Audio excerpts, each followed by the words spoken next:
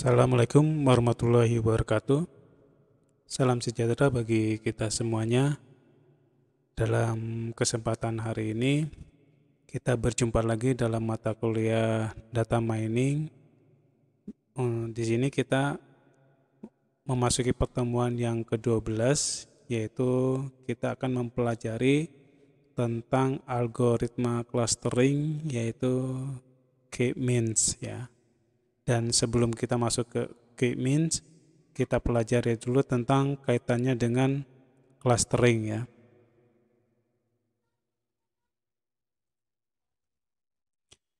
Oke, ini salah satu taksonomi binatang pada bidang biologi ya. Kalau kita lihat dari gambar sini, di sini ada beberapa pembagian ya, atau pengelompokan ya, pengelompokan hewan karnivora ya. Yang pertama di sini dengan warna ungu, di sini dia jenis dari karnivora yang Felidae ya. Ya Felidae di sini seperti kayak macan ya, dan macan ini juga macam-macam di sini ya. Ada yang catus, ada yang vardalis, dan ada yang vardus ya.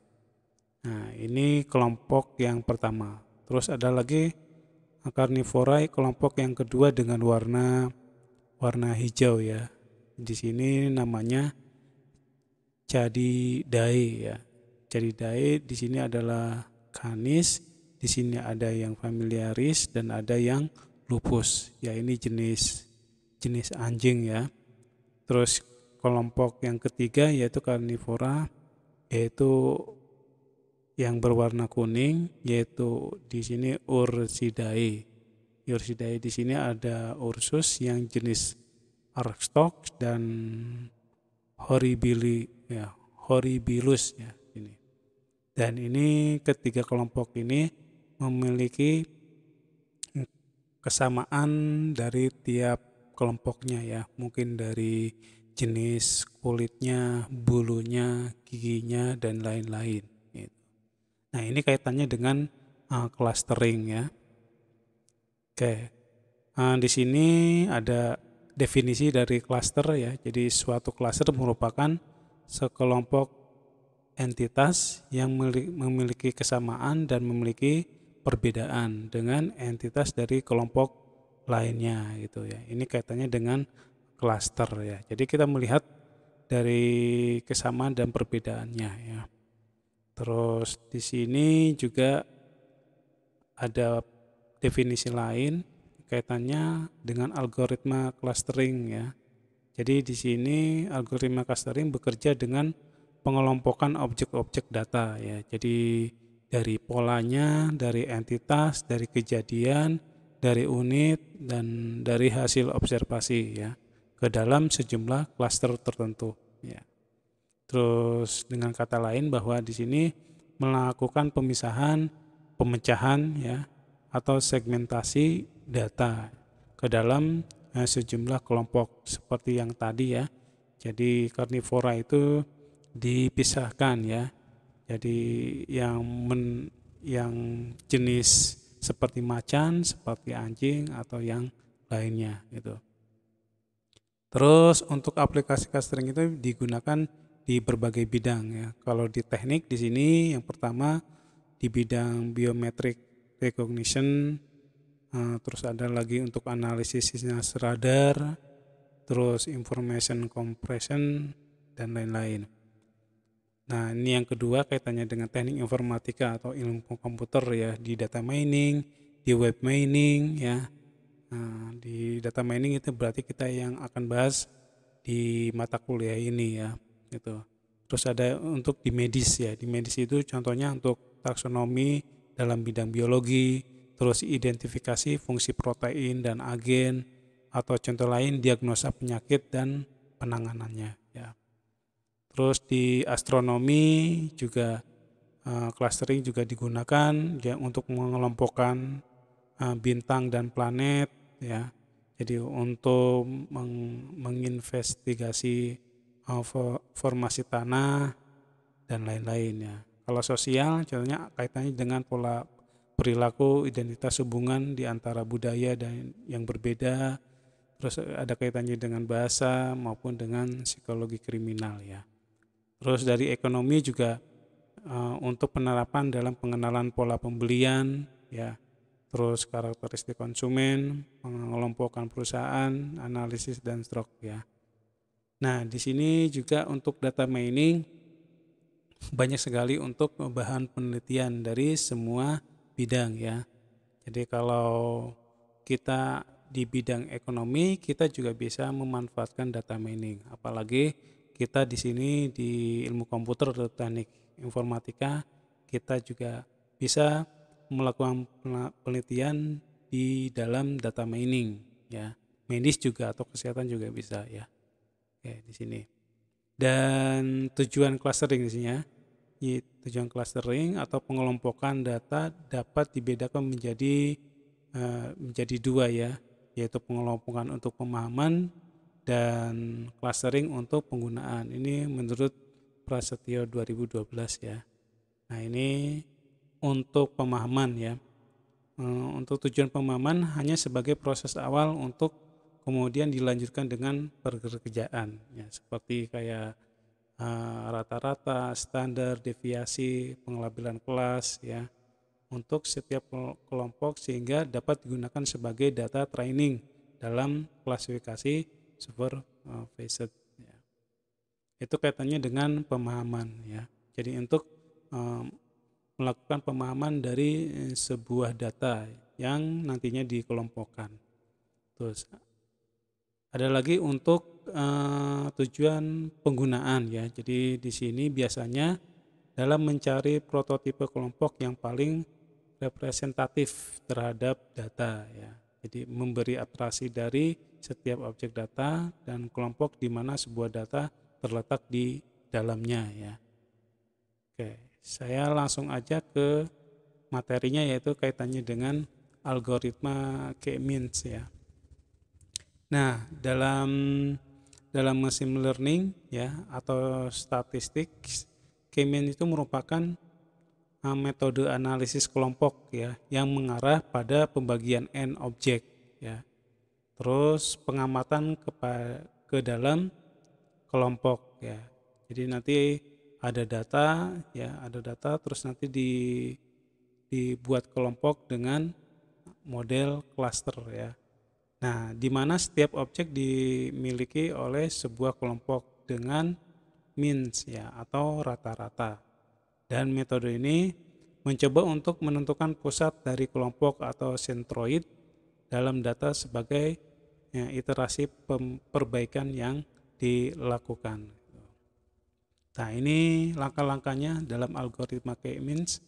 Yang pertama di sini menentukan jumlah klasternya. Ya, jadi menentukan jumlah klasternya untuk alokasi data dalam kelompok secara acak ini ya. Jadi pengelompokannya itu secara acak dulu yang pertama kali dilakukan.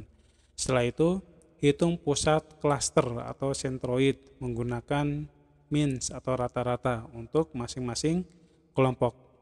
Terus langkah selanjutnya yaitu yang keempat yaitu mengalokasikan masing-masing data ke sentroid yang terdekat. Jadi nilai-nilai yang terdekat dari kelompok itu masuk ke mana gitu.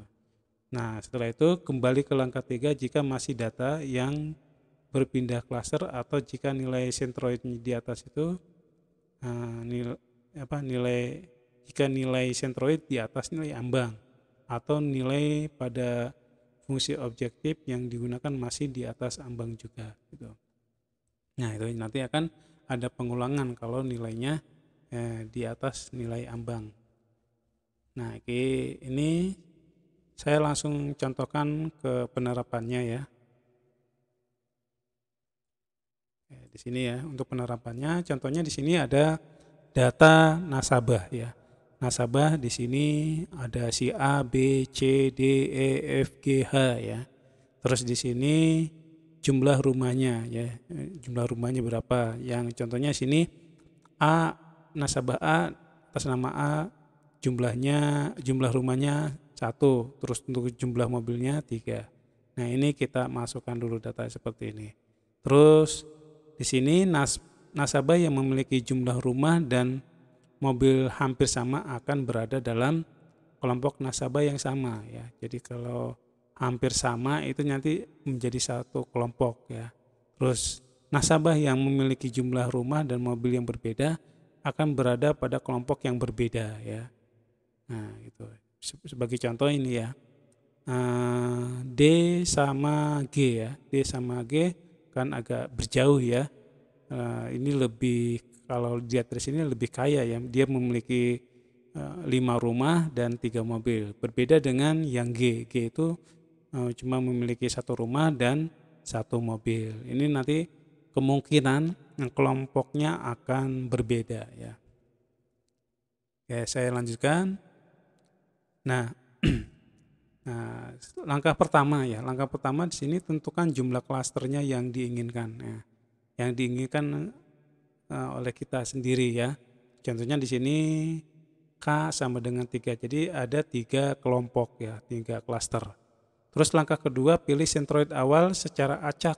Pada langkah ini secara acak akan dipilih 3 buah data sebagai sentroidnya. Contohnya saya mengacak di sini nasabah B, nasabah E sama nasabah F. Berarti ini ya. B jumlah rumah 3, jumlah mobil 3. Terus yang E yaitu jumlah rumah 1, jumlah mobil 2. Terus yang F yaitu jumlah rumah 4 dan jumlah mobil 2 ya. Jadi kalau kita tuliskan di sini M1 3,3, M2 1,2, M3 4,2. Nah, setelah itu di sini langkah ketiga yaitu setiap data akan ditentukan sentroid terdekatnya dan data tersebut akan ditetapkan sebagai anggota kelompok yang terdekat dengan sentroid. Nah, contohnya di sini data yang pertama ya 1, 3 yaitu rumahnya 1, mobilnya 3 ya. Nah, kita arahkan ke sentroid M1, M2, M3 ya. Kita rumuskan di sini DM1 ya, DM2 dan DM3. DM1 berarti satunya itu ngambil dari sini ya. 1, terus 3-nya nanti ngambil dari sini ya, 3 ini ya. 3. Terus yang untuk yang kedua 3 ngambil nomor belakangnya 3, terus 3-nya yang ini berarti ngambil dari sini. Sehingga nanti dihasilkan nilainya untuk DM1 2, DM2 1, DM3 3,162. Nah, setelah itu dimasukkan di tabel ya. Tadi perhitungan pertama kan sudah masuk ini ya. Nah, perhitungan pertama yaitu dituliskan, dibuat tabel seperti ini ya. Nasabah A sampai H. Terus di sini jarak ke sentroid klaster 1. Nah, di sini tuliskan 2 ya. Terus jarak ke sentroid 2 klaster 2 1 ya. Terus jarak ke sentroid 3 3,162. Nah, ini. Nah, terus di sini menentukan jarak dekatnya. Yang paling dekat berarti yang klaster ya, klaster 2. Kenapa klaster 2? Kita lihat dulu ya klaster 2. Klaster 2 ini ya, M2 1,2. Nah, kalau kita lihat di sini 1,3 sama 1,2 lebih dekat dibandingkan dengan 3,3 terus sama M3 yaitu 4,2. Maka yang diberi tanda merah yang M2 ya, atau nilainya 1. Jadi di sini C2 dan seterusnya sampai dengan nasabah B, C, D, E, F, G, H ya. Nah, di sini nanti menentukan nilai klasternya yang terdekat. Nah, itu ya. Dan selanjutnya langkah ketiga di sini ya, langkah ketiga di sini dari tabel di atas ditetapkan keanggotaan nasabah sebagai berikut ya. Jadi klaster 1 sama dengan B ya. Nah, klaster 2 ya, klaster 2 sama dengan A ya. A, E, G, H ya. Jadi disesuaikan dengan ini. Terus klaster 3 berarti ini ya. mulai dari C ya, C, D, dan F. Nah, itu dikelompokkan. Jadi klaster 1 cuma ada 1, klaster 2 ada 4, klaster 3 ada 3. Nah, selanjutnya di sini kita menghitung BCV-nya, yaitu Between Cluster Variation ya. Jadi pada langkah ini dihitung pula rasio antara besaran Between Cluster Variance-nya dengan WCV itu within cluster variation ya. Jadi di sini kita tuliskan kembali M1-nya 3,3, M2 1,2, M3 4,2. Nah, terus kita buatkan rumus yaitu DM1 M2 ya.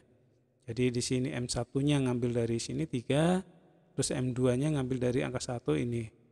Dan seterusnya ini baris keduanya 3, terus baris keduanya dari M2 yaitu 2.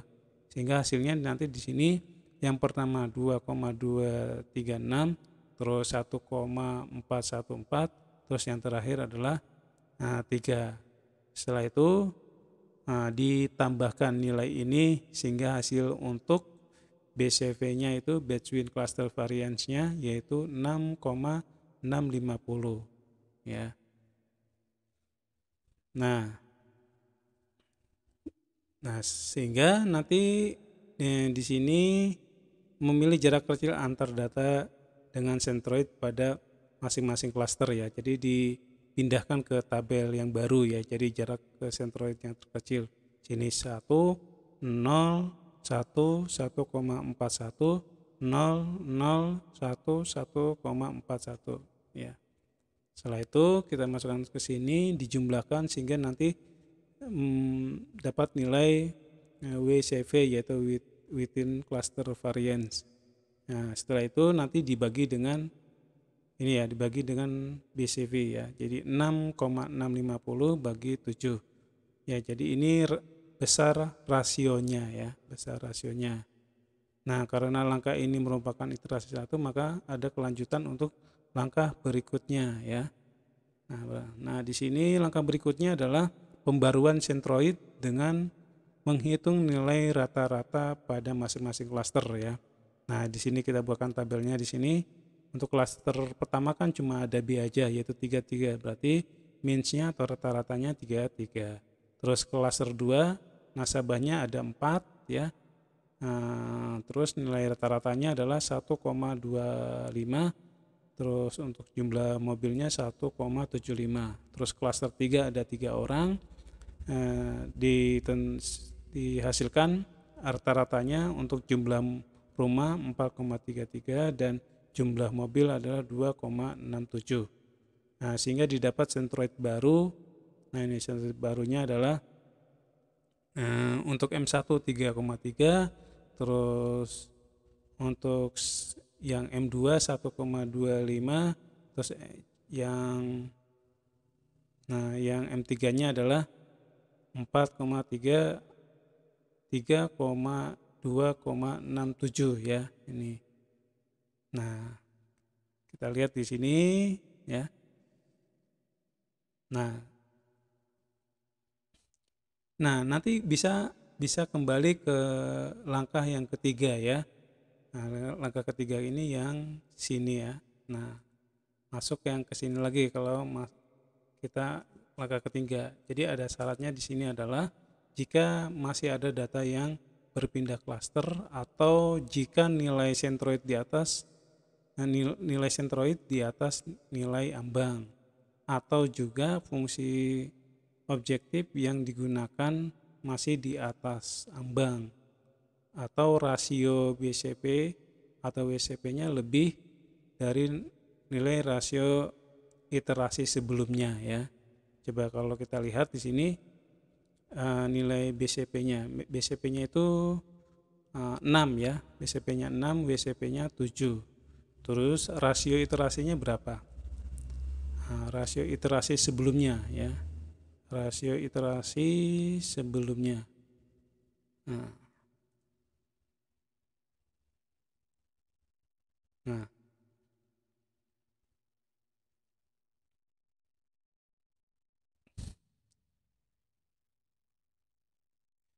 Nah, ini berarti melihat dari rasio ininya ya.